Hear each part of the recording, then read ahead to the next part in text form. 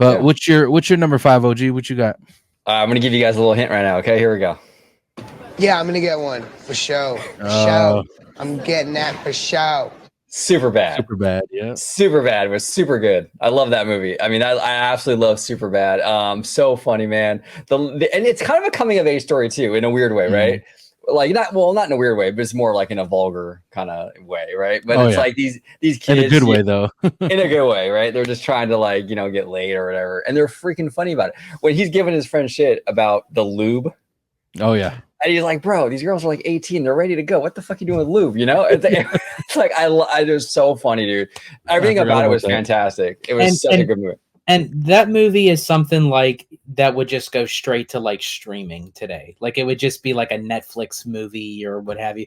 That movie probably would never make it onto the big screen. And I'm so glad that it did during its time, because I went to go see it in theaters. And I tell you what, that was at a time where people were going into movie theaters for movies like that, and it was a packed theater.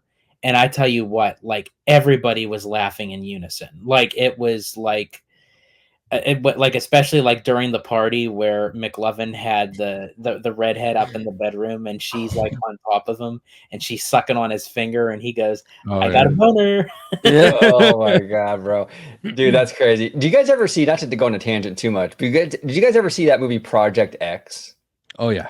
Yeah. Oh yeah. That movie was pretty good too, actually. But which actually, I don't know, I wouldn't have minded to see a sequel, but you couldn't because it was based on a true story.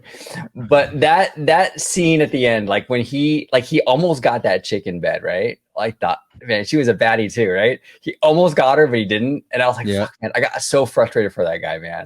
I was like, you were this fucking especially after all that too. After all he went through, dude, and got nothing. But I told this story before, but I'll mention again for anyone who hasn't heard it. But the scene with McLovin with the girl in the bed, at the time, the young actor was 17. He wasn't 18 yet. And the young actress, I believe, was 18 or 19.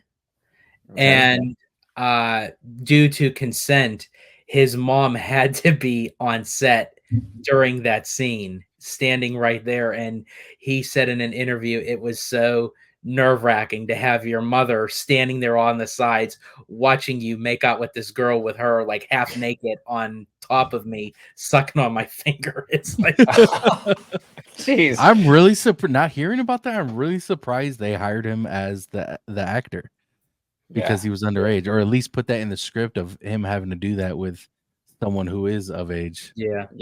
And then of course it was coming from Judd Apatow and Seth Rogen, so those guys. Oh, that's true. Absolutely. This movie was such a gem. 100%. And you're right. It is an iconic movie that needed a fucking sequel. Like, can you imagine what happens next? Like with them three? Like, dude, it'd been the funniest shit ever. Like, what the fuck? Oh, I know. And now they missed the boat because now they're all too old for this. 100%. Unless you do a sequel where it's like now it's like they're kids or something. Yeah, or they could do like they all have families or some shit now, and they like go to like a fucking rager or something like that, or mix Project X with SUPERBAD guys. They're like middle aged. You can call it super cramped. Yeah, exactly. Back and body hurts. Back and body hurts. Love it. Thank you for watching OG55. If you aren't already, consider becoming a member today.